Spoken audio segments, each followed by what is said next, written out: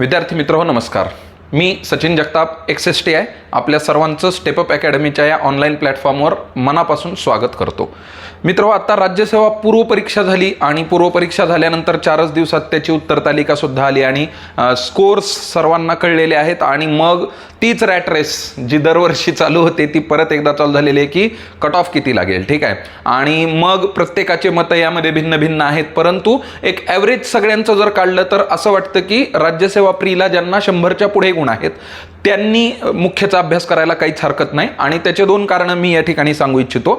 तर ते आता तुम्हाला पटतील असं अपेक्षित आहे, कारण मी बराच काळ या क्षेत्रामध्ये आहे, स्वतः पास आउट आहे. राज्यसेवेची मेन्स आत्ता दिलेली आहे, तिथेही माझा स्कोर ओके आहे. तर माझं सांगण्याचं कारण असं आहे याच्यामध्ये की ज्यांना 100च्या पुढे राज्यसेवेला गुण आहेत त्या मुलांना कंबाईनला निश्चितच 50, 55, 57 असे गुण आहेत. ठीक आहे. म्हणजे ते कंबाईनमधल्या कुठल्या तरी पोस्टला क्वालिफाय निश्चित होणार आहेत. बरोबर. जे राज्यसेवा 100 गुण प्लस ज्यांनी घेतलेत ते कंबाईनच्या कुठल्या तरी पोस्टला निश्चित क्वालिफाईड आहेत. मग जर तुम्ही राज्यसेवा मेन्सचा आता अभ्यास करताय तर ऑटोमॅटिकली तुमचा गट ब आणि क च्या मुख्य परीक्षेचा अभ्यास पूर्ण होणार आहे. आणि त्याच्या 2 गोष्टी मग तुम्ही म्हणाल की सर मग आम्ही गट ब क चाच मुख्यचा का करू नये. तर त्याचं कारण असं आहे, आता तुम्हाला राज्यसेवेला 100च्या पुढे मार्क आहेत आणि जर तुमचा राज्यसेवेचा निकाल आला तर काय, तर 40-50 दिवसामध्ये तुमचा मुख्यचा सिलेबस कव्हर होणार नाही. त्यामुळे माझं मत असं आहे, 100च्या पुढे ज्यांना आहेत त्यांनी मुख्य परीक्षेचा अभ्यास करा. तिकडे गट ब आणि क चा सगळा अभ्यास होईल. वजा जाता फक्त चालू घडामोडी आणि मॅथ रिझनिंग हे वजा जाता. अगदी कायद्यापासून ते दूरसंचार ते अर्थशास्त्र हा सगळाच घटक तुमचा राज्यसेवा मुख्यमध्ये होणार आहे. त्यामुळे ज्या बऱ्याच मुलांचे मेसेजेस पण मला पर्सनली येत होते की सर एवढा स्कोर आहे काय करू, एवढा स्कोर आहे काय, तर माझं मत असं आहे 100च्या पुढे ज्यांना आहेत त्यांनी याच्यामध्ये काम करायचं आहे.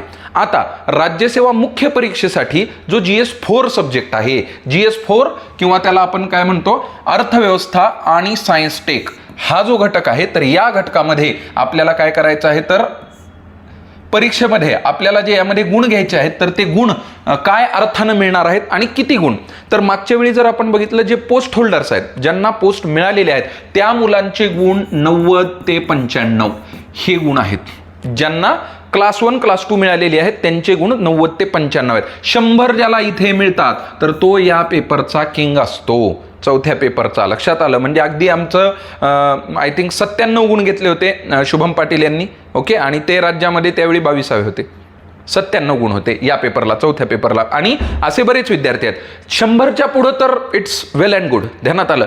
परंतु या पेपरला मला असं वाटतं की 90 हा स्कोर आपण डोळ्यासमोर ठेवावा. 90च्या पुढे मला जायचंय आणि कसं जायचं, तर त्याच्यासाठी आपण काही गोष्टी करतोय. सगळ्यात पहिली गोष्ट म्हणजे हा पूर्ण पेपर म्हणजे विज्ञान तंत्रज्ञान आणि अर्थशास्त्र ह्या दोन्हीची मिळून जी सेपरेट बॅच आहे ती आपण स्टेपअप अकॅडमीकडून घेत आहोत. ठीक आहे. आणि त्या अंतर्गत आता आपण अगोदर सिलेबस बद्दल बोलूया, नंतर आपण बॅच बद्दल बोलूया. ठीक आहे. आता इथं जरी असं म्हटलं असलं की एखादी सुशिक्षित व्यक्ती कोणताही विशेष अभ्यास न करता याचं उत्तर देऊ शकेल असं जरी आयोगानं म्हटलं असलं तरी प्रश्न तसे नसतात. प्रश्न अत्यंत खोलातले आहेत. ओके. की लिओनटिफचा विरोधाभासी सिद्धांत काय, हॉटरे काय म्हणतो, हायकेचा सिद्धांत काय आहे, बरोबर, जेमकेन्सचा सिद्धांत काय होता, त्यांनी दिलेले समीकरणं, रॉबर्टसन त्यांच्या जोड्या लावा, बरोबर. आणि त्यामध्ये आयोग काय करतं, बारीक बारीक एका शब्दात बदल करतं. गृहीतक काय आहे, तर गृहीतक सगळ्या किमती समान असतील असं गृहीतक आहे का, किमतीमध्ये चढ उतार असतील असं गृहीतक आहे. इथं पण आयोगाने प्रश्न चुकवलेले आहेत. त्यामुळे इथं काय थरोली वाचन, बारीक वाचन या ठिकाणी आवश्यक आहे. तर सिलेबसचा 1.1 जो आहे तो आहे आपला समग्रलक्षी अर्थशास्त्र. आणि याच्यामध्ये काय केलेलं आहे तुम्हाला की जगामध्ये एकूण जे अर्थशास्त्र आहे ते काय स्वरूपाचं आहे, तर हा थोडक्यात काय तुमचा मॅक्रो इकॉनॉमिक्सचा पार्ट आहे. ओके. मग यामध्ये काय काय येतं, आता बरेच विद्यार्थी कंबाईन ब कला पण ज्यांना सिलेबसचा पॉईंट आहे समग्रलक्षी त्यांनाही माहितीच नाही की समग्रलक्षीमध्ये काय काय येतं. तर समग्रलक्षीमध्ये सगळ्यात प्राथमिक घटक काय येतो, राष्ट्रीय उत्पन्न येतो. त्याच्यानंतर काय येतो, बेरोजगारी. त्याच्यानंतर काय येतं इथं, राष्ट्रीय उत्पन्न, बेरोजगारी, व्यापार चक्र हा याच्यात येतो आणि चलनवाढ. हे काय बाजार किमतीनुसार आहे पण चलनवाढ हा पण घटक याच्या अंतर्गत येतो. ठीक आहे. आता तो इथं वेगळा दिलाय, पैसा या घटकामध्ये दिलाय खाली, तर हा घटक. तर हे समग्र लक्ष्य अर्थशास्त्राचा घटक आहे 1.1. ठीक आहे, हा याच्यामध्ये आपल्याला परीक्षेमध्ये येणार आहे. मग तिथं काय, राष्ट्रीय उत्पन्न हा पूर्ण टॉपिक आणि त्यासोबतच रोजगार संकल्पना आणि बेरोजगारीचे मापन हा घटक यामध्ये येणार आहे. दुसरा 1.2 आहे वृद्धी आणि विकास. तर हा आपण राज्यसेवा प्री साठी पण चांगल्या प्रकारे तयार केलेला आहे. तर मेन्स साठी पण याच्यावरती आपल्याला प्रश्न येणार आहे. ठीक आहे, तर पहिलं काय आहे त्याच्यामध्ये विकासाचे निर्देशांक कोणते कोणते आहेत. सर्वसमावेशक विकास म्हणजे काय, जसं की आपण HDI म्हणतो. त्यानंतर दारिद्र्याचे निर्देशांक आहेत वेगवेगळे, शाश्वत विकास, मानव विकास निर्देशांक, नैसर्गिक साधने, पायाभूत सुविधा, तंत्रज्ञान, भांडवल, लोकसंख्या, मानवी भांडवल, शिक्षण, आरोग्य आणि पोषण. दारिद्र्याविषयीचे अंदाज आणि मापन, दारिद्र्याच्या मानवी दारिद्र्य निर्देशांक सिलेबसचा पॉईंट आहे HPI, पण ऍक्च्युली आता HPIच्या जागी काय आलेला आहे MPI हा आलेला आहे. तर तो MPI आणि याच्यावरती ठरलेले प्रश्न आहेत, दरवर्षी येतात प्रश्न. उत्पन्न, दारिद्र्य व रोजगार यातील परस्पर संबंध, वितरण आणि सामाजिक न्यायाची समस्या, भारतातील सामाजिक सुरक्षा उपक्रम. सामाजिक सुरक्षा उपक्रमामध्ये काय आल्या, सगळ्या प्रकारच्या योजना. इंदिरा गांधी स्वयंसहायता गट 95ची जी ती योजना होती स्वयंसहायता योजना, तर त्या सामाजिक सुरक्षा योजना, त्या अंतर्गत 5 वेगवेगळ्या योजना होत्या. त्यातल्या अन्नपूर्णा योजनेवरती आता प्रश्न विचारण्यात आलेला होता प्री मध्ये, बरोबर. तर तो घटक आहे, म्हणजे सिलेबसचा पॉईंट आहे, त्याच्यावरती आपल्याला प्रश्न येणार आहे. आणि या प्रत्येक पॉईंट वरती आपल्याला काय करायचं आहे, अभ्यास करायचा आहे. ठीक आहे. सार्वजनिक वित्त. आता सार्वजनिक वित्त हा प्रीला पण आपण फार महत्वाचा टॉपिक आहे आणि आपण केलेला आहे. सार्वजनिक वित्ताची भूमिका काय काय आहे ते, सार्वजनिक गुंतवणुकीचे निकष, गुणवस्तू आणि सार्वजनिक वस्तू, रिचर्ड मसग्रेव. आपण हे घेतलं होतं बॅचमध्ये पण. ठीक आहे, आणि हे पुढे पण येणार आहे. कर, कराचे आणि महसुलाचे स्त्रोत, करभार काय आहे, कराचा आघात काय, सार्वजनिक खर्चाचे प्रकार कोणते आहेत, तुटीच्या संकल्पना, तुटीचं नियंत्रण, अर्थसंकल्प. मग याच्यात हा बघा लिंगभाव आधारित जो आता प्रीला पण प्रश्न आलेला आहे. ठीक आहे. 1.4 मध्ये येतं मुद्रा आणि पैसा. मग याच्यामध्ये मुद्रा, पैसा, पैशाची कार्य, पैशाच्या कार्यावरती दरवर्षी मेन्सला आयोगाचा प्रश्न ठरलेला आहे. 1 किंवा 2 प्रश्न दरवर्षी येतात. असे काही एरियाज आहेत ना पेपर 4 मध्ये, तेवढे जरी एरियात जरी कॅप्चर केले आपण तरी 40 ते 50 प्रश्न ठरलेले त्याच्यावरती येणार आहेत. आणि तुम्ही झालेले ज्यांचे पेपर आहेत त्यांचे पेपर काढून बघा, ज्यांनी उत्तरं दिलेत ना, जे फार अवघड प्रश्न आहेत त्या अवघड प्रश्नात आपला रेशो 50-50 असतो, बरोबर याचा. मार्क कमी कुठे येतात, ऑब्व्हियस गोष्टी जेव्हा चुकतात ना तिथं मार्क कमी येतात. म्हणजे जे ऍक्च्युअल आहे, वरवर आहे, ते यायला पाहिजे होतं, तिथं आपले प्रश्न चुकलेले आहेत. त्यामुळे मार्क इथं अगदी मुलांना 68 मार्क आहेत, गेल्या वर्षी 66 मार्क आहेत. मागच्या वर्षीच्या पेपरला ज्याला 80 मार्क आहेत तो चांगले मार्क आहेत.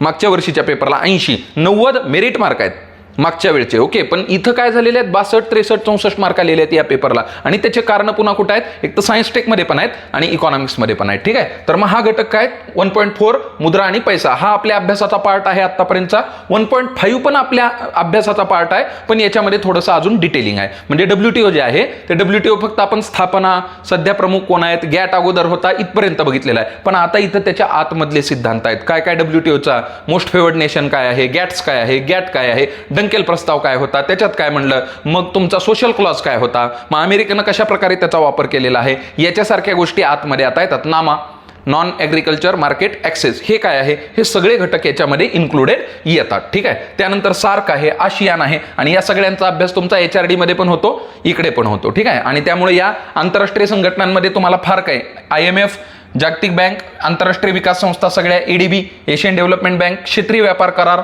म्हणजे कुठले तुमचे FTA, फ्री ट्रेड ॲग्रीमेंट जे आपले होतात ते सगळे होतात त्याच्यामध्ये, सिका, सिपा यासारखे करार आहेत. तर हे या ठिकाणी येतात. जागतिक व्यापार संघटना ह्याचा वेगळा मुद्दा दिलाय बघा, त्याच्यात दिली नाही. आणि आंतरराष्ट्रीय व्यापार व गुंतवणूक, व्यापारविषयक बौद्धिक संपदा म्हणजे काय, तुमचे TRIPS, trade related intellectual property rights आणि व्यापारविषयक गुंतवणूक उपाय, ह्या सगळ्यांचं मिळून 1.5 आहे. आता 2 नंबरचा जो भाग आहे तो येतो प्रॉपरली कशाबद्दलचा, भारतीय अर्थव्यवस्था, प्रॉपर भारतीय अर्थव्यवस्था. मग याचा आढावा. मग भारतीय अर्थव्यवस्थेमध्ये काय, दारिद्र्य, बेरोजगारी, प्रादेशिक असमतोल निर्मूलनाचे उपाय, नियोजन, प्रकार आणि तर्काधार, नियोजन आयोग, नीती आयोग, याच्यावरती खूप सारे प्रश्न आहेत. 2.1 वरती खूप सारे प्रश्न परीक्षेमध्ये येत आहेत. ओके. आर्थिक सुधारणा याच्यावरती खूप सारे प्रश्न परीक्षेमध्ये आहेत. मग जागतिकीकरण, मग दिशा कोणती आहे, उदारीकरण दिशा आहे, खाजगीकरण दिशा आहे का जागतिकीकरण, ध्येय कोणता आहे, मार्ग कोणता आहे, अशा प्रकारचे प्रश्न आलेले आहेत. ठीक आहे. त्यानंतर भारतीय शेती आणि ग्रामीण विकास. आता जिथं मुलांचे मार्क जातात ना, तो भाग हा आहे की याच्यामध्ये नेमकं येणार काय आहे हेच आम्हाला माहीत नाही, सोर्स कोणते आहेत हेच आम्हाला माहीत नाही. आणि त्यामुळं माझा याच्यामध्ये हेतू असा आहे की तुम्हाला 3-4 चांगल्या सोर्सेसमधून एक व्यवस्थित गठ्ठा माझ्या बॅचमध्ये मी नोट्स तुम्हाला देणार आहे. एक नियरली 100-1 पानाच्या नोट्स तुमच्याकडे होतील आणि त्या नोट्स म्हणजे सगळ्या गोष्टींचं ॲक्युम्युलेशन असणार आहे. अर्थात I am not a writer, मी तुम्हाला लगेच काहीतरी फार दैवी साक्षात्कार झाला लिहिलं दिलं असं नाही होणार. माहितीचं एकत्रीकरण तुम्हाला मी करून कन्सॉलिडेटेड असा एक डेटा तुम्हाला मी देणार आहे आणि त्याच्यामध्ये विथ PYQ सगळंच असणार आहे. ओके. आणि परत आता इथं लगेच सांगतो की आपली बॅच ही 19 जुलैला आपली बॅच चालू होणार आहे, 19 जुलै या तारखेला. आणि त्याचं ओपन सेशन असणार आहे 18 जुलैला. इथं जुलै नसून जून आहे, आय बेग युअर पार्डन. हां, तर इथं काय आहे की जूनला 18 जून, आय एम एक्स्ट्रीमली सॉरी, 18 जूनला आपलं ओपन सेशन असणार आहे. 19 जूनला आपली बॅच चालू होणार आहे. 18 जूनला सायंकाळी 4 ते 6 आपलं ओपन सेशन असणार आहे. 18 जूनला सायंकाळी 4 ते 6ला आपलं ओपन सेशन असणार आहे. आणि 19 जूनला दुपारी 3 वाजल्यापासून 3 ते 7 अशी दररोज 4 तासाची बॅच आपली असणार आहे. आणि ही बॅच पेपर 4 पूर्ण म्हणजेच काय, सायन्स टेक आणि अर्थशास्त्र दोन्ही मिळून मी घेणार आहे. आणि ती दोन्ही मिळून ती बॅच आपली किती दिवसाची बॅच असणार आहे तर 20 दिवसांची बॅच असणार आहे. 20 दिवसांमध्ये तुमचा पेपर 4 आपण या ठिकाणी कंप्लीट करून देणार आहोत. ठीक आहे. आणि बाकी फीस सगळे स्ट्रक्चर जे आहेत ते ऑफिसचं इथं तुम्हाला खाली नंबर मिळेल, तर त्याच्यावरती तुम्ही ऑफिसला संपर्क करा आणि बोला. ओपन सेशनला नक्की या. 4 ते 6 या वेळात जे ओपन सेशन होणार आहे 18 जूनला त्याला नक्की या. ठीक आहे. आणि आता इथं आपण बोलूया पुढं शेतीचे प्रकार, कंत्राटी शेती वगैरे जे प्रकार आहेत हे, कॉर्पोरेट शेती, सेंद्रिय शेती, याच्यावरती प्रश्न आलेले आहेत, पुढे सुद्धा येणार आहेत. ठीक आहे. कृषी उत्पादकता, हरित क्रांती संदर्भात झालेली विधानं येणारच आहेत. दरवर्षी हे विधान आहे. आत्ता प्रीला आलता आपल्याला a country is poor because it is poor, हे कोणाचं विधान आहे हे आलं होतं. तसे विधानं येतात, तारखा येतात. आता GS4चं एक सगळ्यात महत्वाचं आहे डेट्स.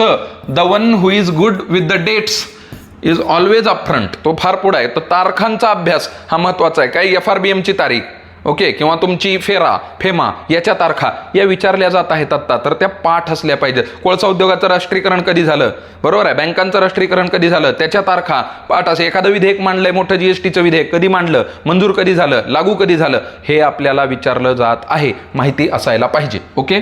त्यानंतर कृषीमध्ये जलसिंचन, पशुधन, त्याची उत्पादकता, महाराष्ट्रातील आणि भारतातील धवल क्रांती, मत्स्य, कुक्कुटपालन, वनीकरण याच्यावरती प्रश्न आहेत.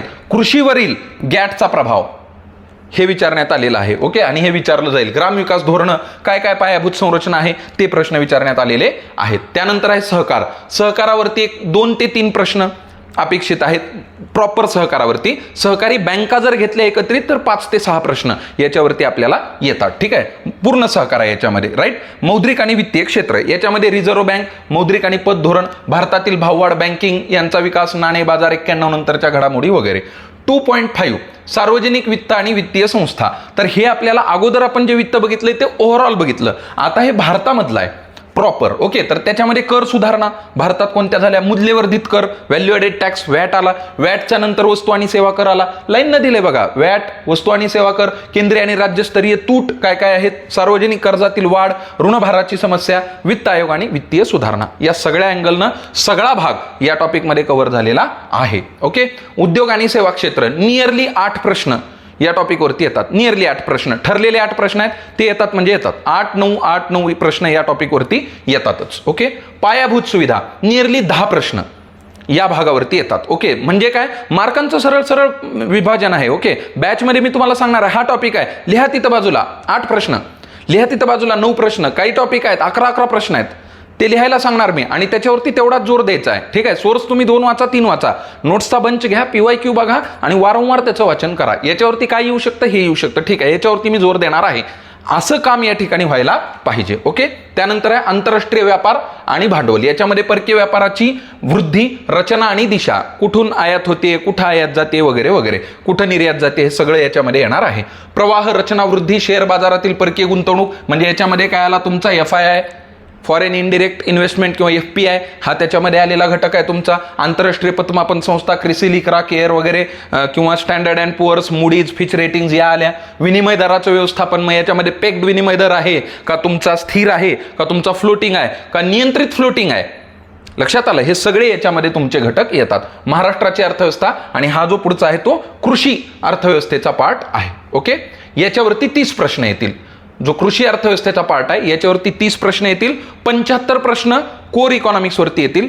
30 प्रश्न याच्यात झाले 105 आणि उरलेले जे 45 प्रश्न आहेत तर ते कशावरती आहेत, आपले विज्ञान आणि तंत्रज्ञान. यांचं सरळ सरळ विभाजन सांगतो तुम्हाला. 6 टॉपिक आहेत. 6 टॉपिकमध्ये ऊर्जा विज्ञान 5 मार्काचा टॉपिक आहे. संगणक 10 मार्काचा टॉपिक आहे. आणि हे ठरलेले प्रश्न आहेत, हे प्रश्न येतात. मला सांगायला अत्यंत आनंद होतो की गेले वर्षीच्या राज्यसेवा मुख्यमध्ये नियरली 27 प्रश्न माझे बरोबर आहेत सायन्स टेकच्या 45 पैकी. ठीक आहे, तर त्यामुळं आणि काय नाही, त्याला एक साधे साधे काम आहेत तेवढे करायचे फक्त.